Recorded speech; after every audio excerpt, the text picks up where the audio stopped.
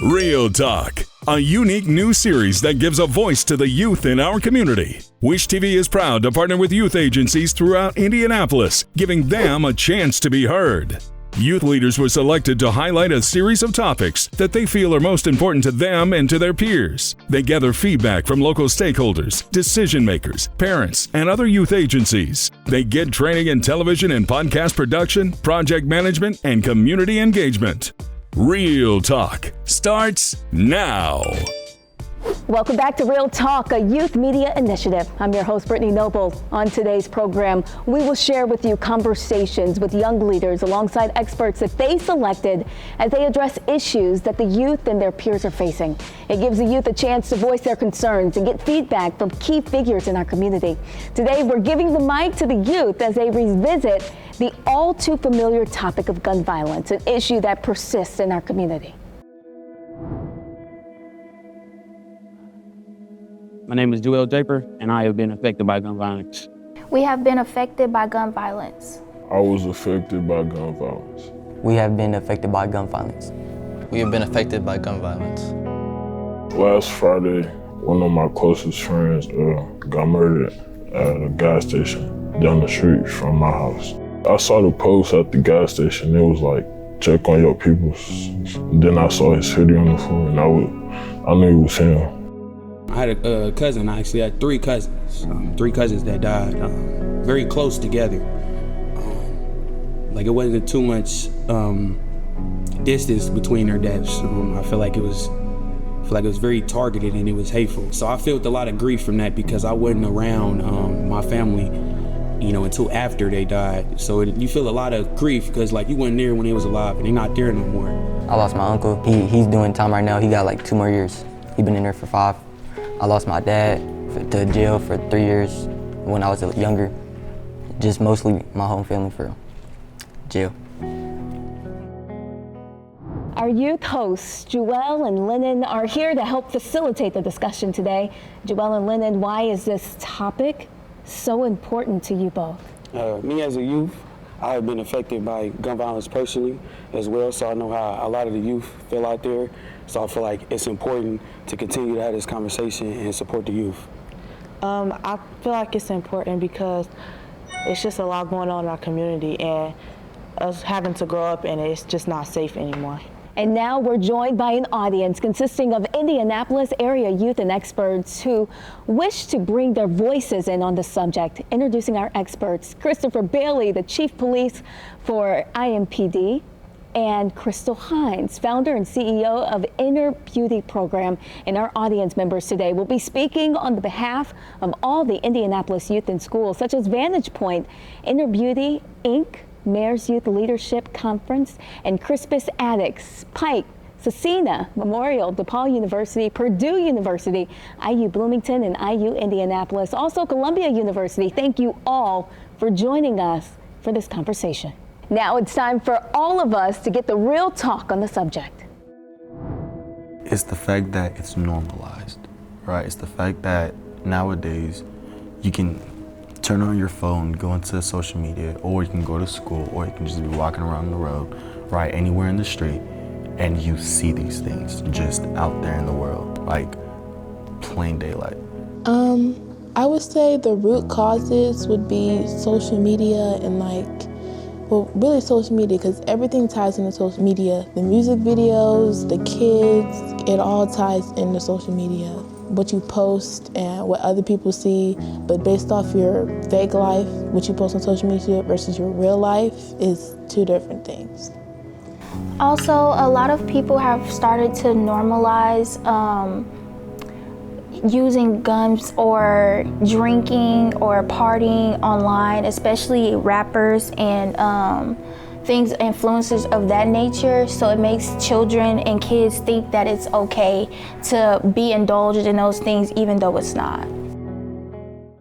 I do believe violence has been normalized, and so much so that it's just something we all can see, right? From adults to children to basically anyone, right? It's through social media, through music, through movies, through everything, right? We see it so much in our daily lives.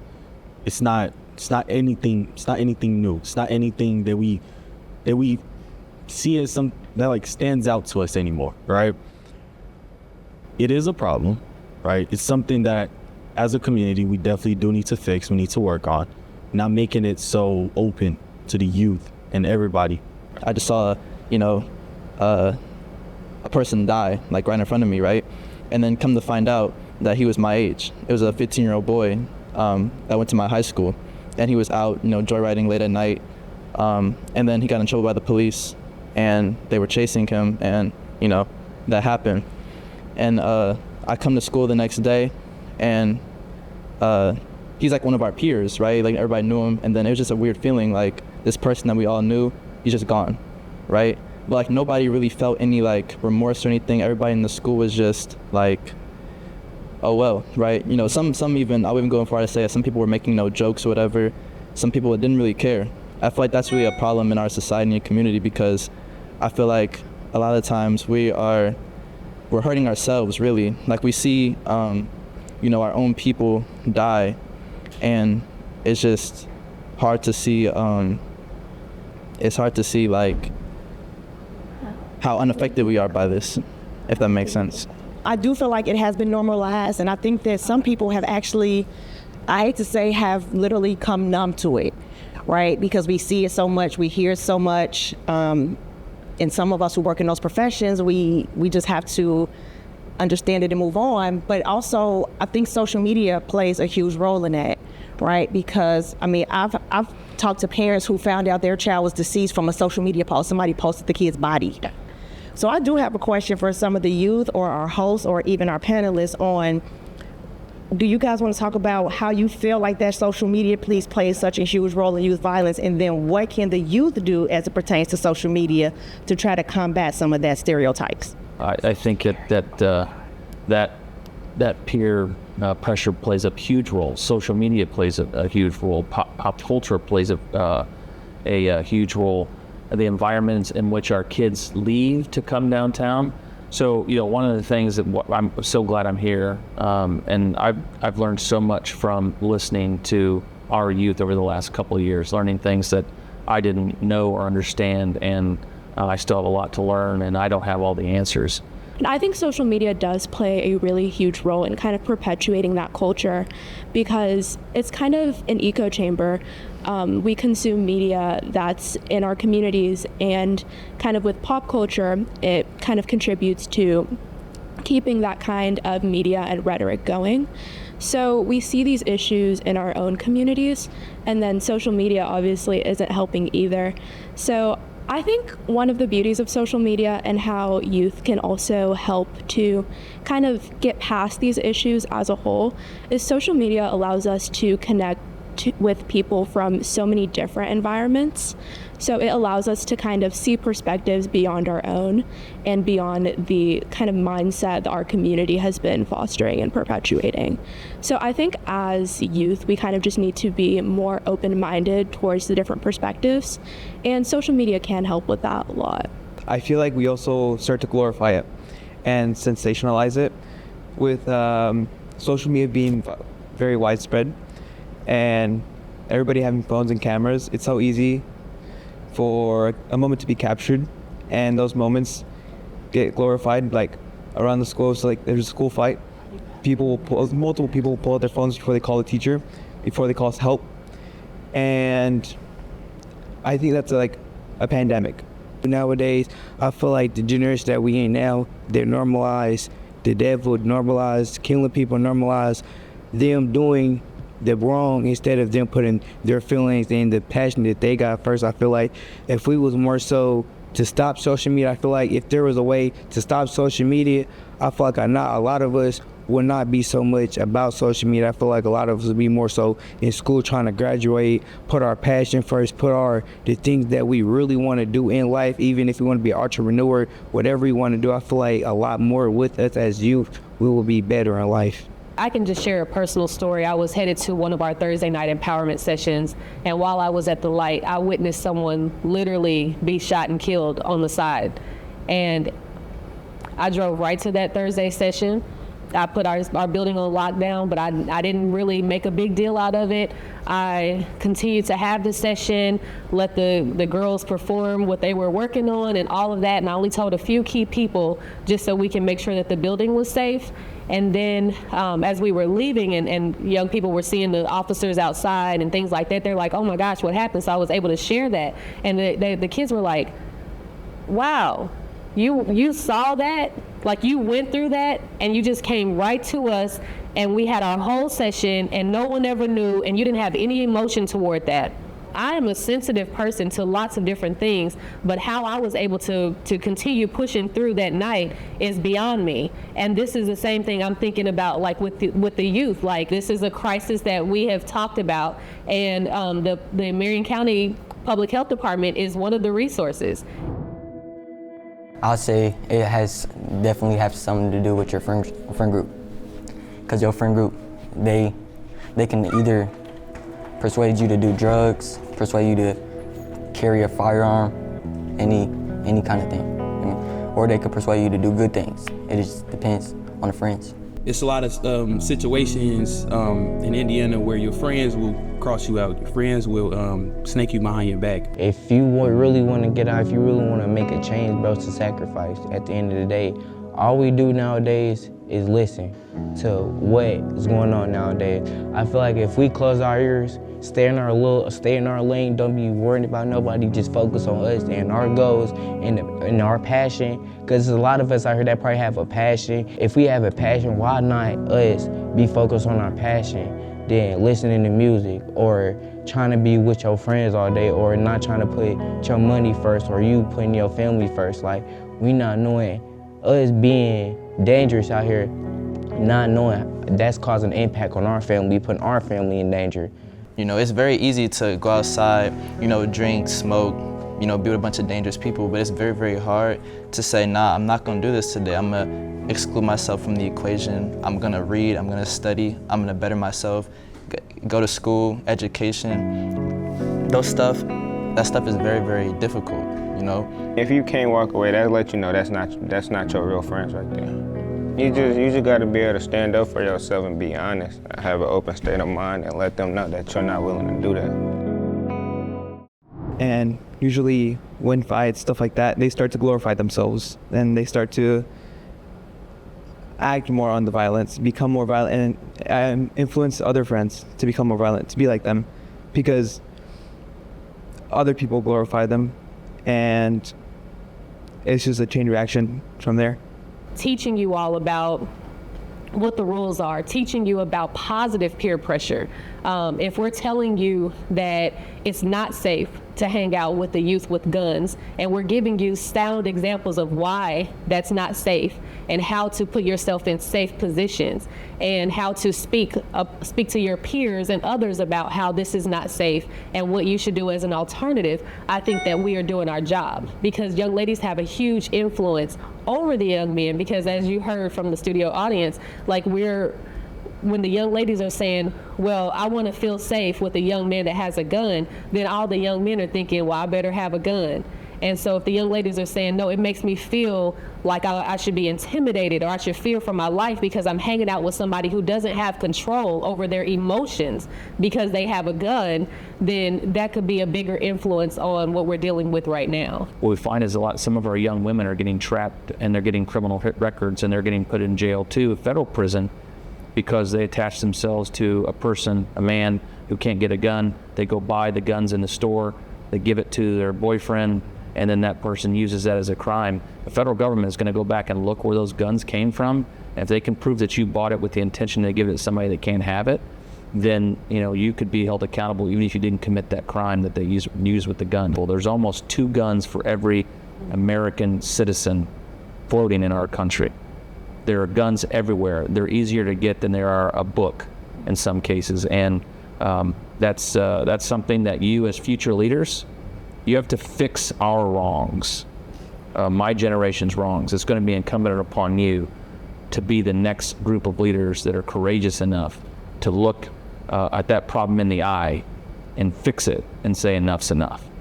I feel like a lot of people out here don't have safe spaces, and or they have safe spaces and don't know how to use them. So what are y'all safe spaces and how do y'all use them as a safe space? I know for me, my parents, I'm very blessed that they create a safe space for me to stay at home, and I talk about what I go through and, what I'm facing, at school and, just in my life. And I know that my parents tell me that I need to create a safe space for my friends too. So my friends come over to my house, we talk in my kitchen, we talk on my couch, they talk about what they're going through and, what's going on in their lives. And I think that's very important for all of us to make sure that we're creating a safe space. We can be the safe space for our friends and our families and even maybe our parents want to talk to us. And I think that, we should just be more well-knit as a community as a whole. I think the idea of a safe space is more about the people in that space as opposed to the space itself. I think something we're really lacking in our community is general mentorship and people that we can go to when we kind of have issues and we know that we want to be like that person and we know that there's kind of somebody that we can ask questions to. So I think generally we need that mentorship because like we were saying previously, parents play a huge role in kind of making sure that their kids are safe and they do have that responsibility. I also want to add that tied into mental health is like Gen Z has a problem with loneliness and that's largely due to social media and other different factors. So a gun is kind of a ticket into feeling a sense of belonging and feeling like you're part of an in-group. And when you have a gun, you might even be at the top of that in-group. So it kind of combats that sense of loneliness, which goes back to what she was saying, like besides home and school, we need other places where kids can express themselves so that guns aren't the only way that they feel that sense of belonging. After July 4th, there was a group of kids that met in the mayor's office in the conference room.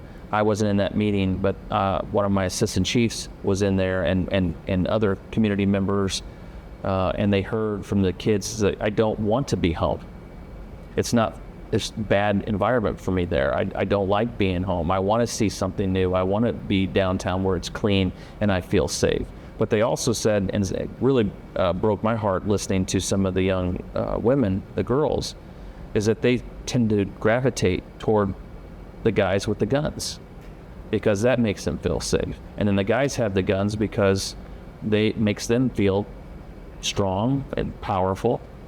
And like I said, over the last couple of years listening to our kids, they've told me right to my face, I'd rather be caught by you, the police, in my neighborhood with a gun than in my neighborhood without one. And that broke my heart too.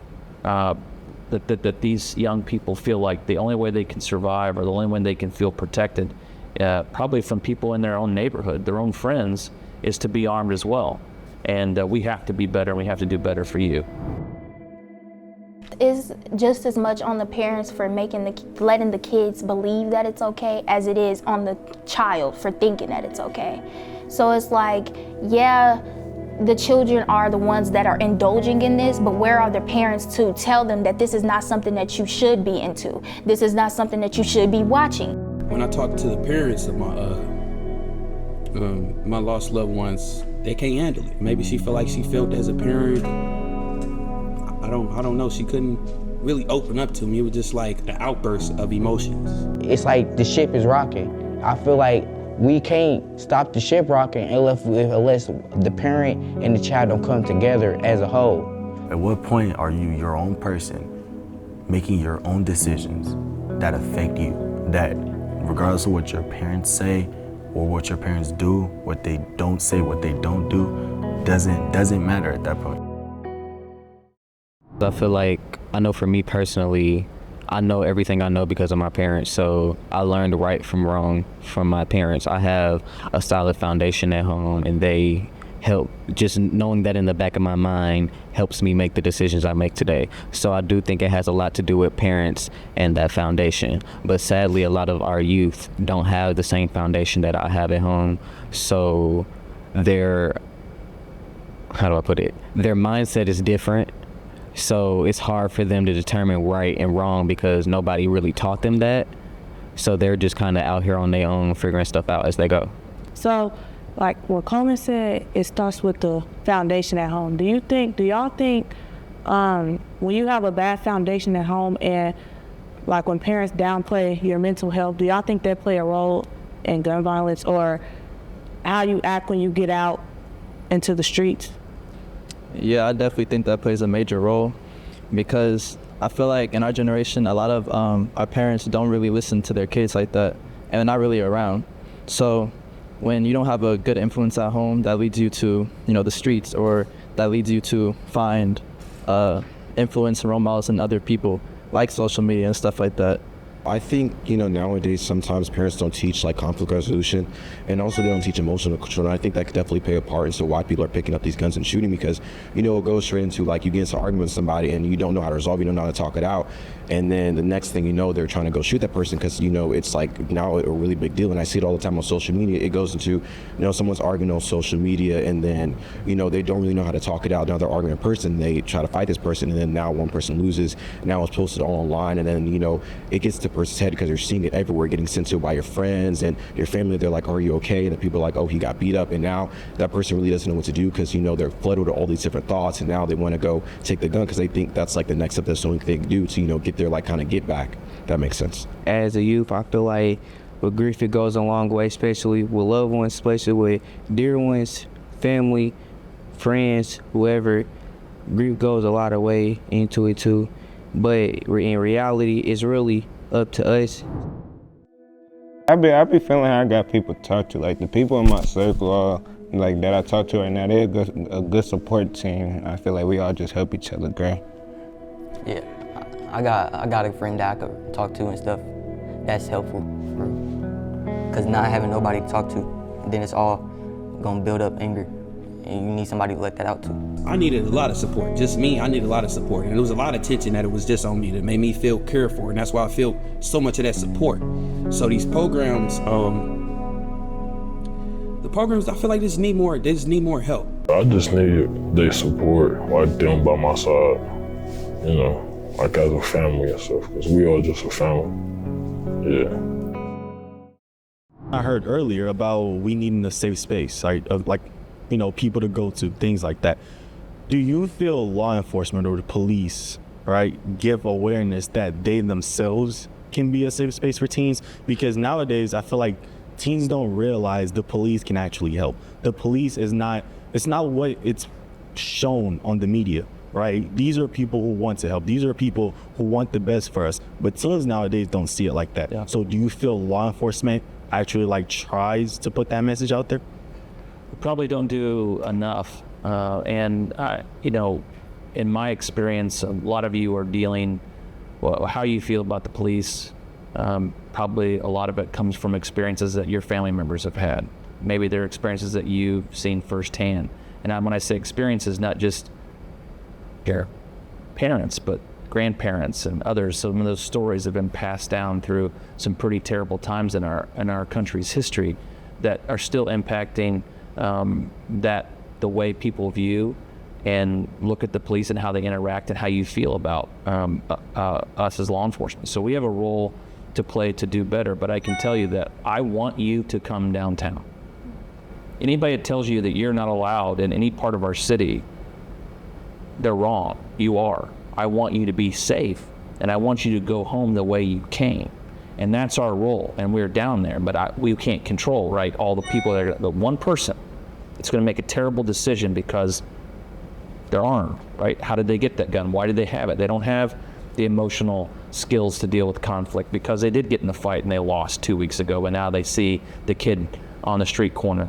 And so we do have a role. Our role is to keep you safe, and I'm here to listen to you, not just right here, but in the future. If you want to tell me how we can do better, how I can reach you, when I say me, I mean the police, how we can reach you better, I'm all ears because I want to do that.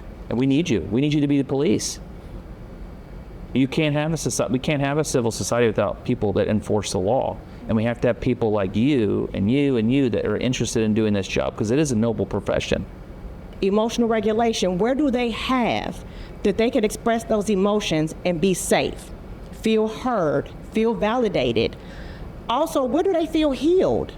right? We see the violence. We get the Citizens app alert. We hear it on the news. We get all these news alerts. We see 50 stories a day about youth violence.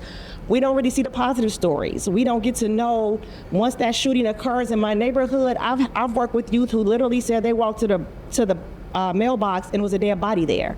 But that kid's supposed to go to school the next day and act like nothing happened. Where are the healing spaces for these people once they've dealt with these traumatic experiences? So we as a community got to figure out what that looks like. So when we talk about foundation, it's not just home, it's a lot of places.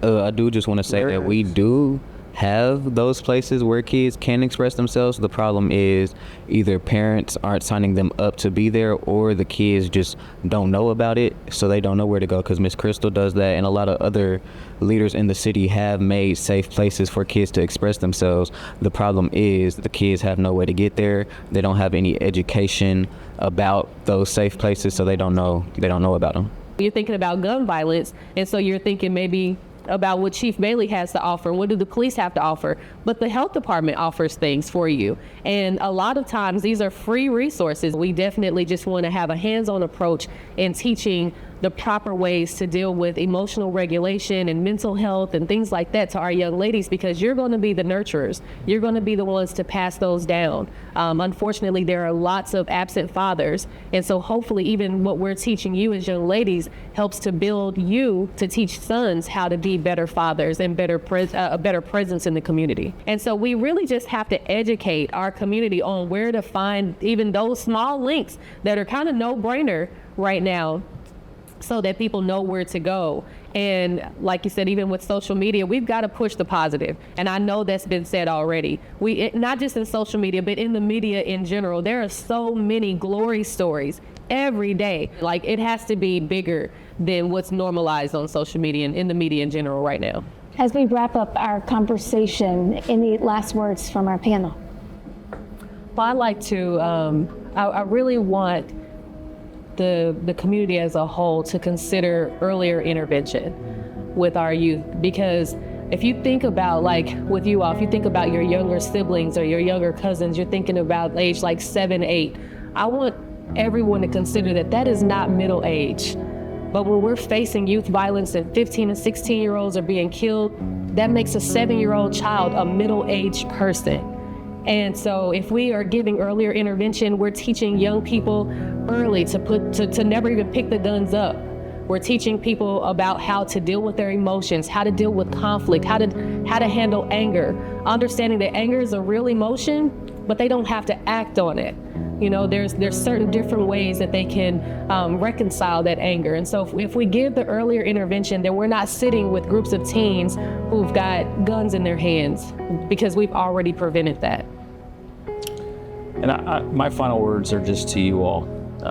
I am hopeful for our future, and I'm encouraged by sitting here today for this last couple hours and listening to all you and hearing a little bit and learning a little bit about you before we started, about what your journey is in the future. And I'm so very proud of each and every one of you. You are going to be the ones that make the change. You recognize right here the problems. You see them. You see them. Social media, grief, conflict resolution, being good parents, listening. You know the solutions. And listening to you today and listening to other kids that I've listened to over the last couple years, I'm really encouraged and hopeful that you all will fix the messes that we've left for you to deal with. Thank you all. This has been a moving conversation that will let students and parents alike know that they are not alone. Join us on November 10th right here on Wish TV and wishtv.com.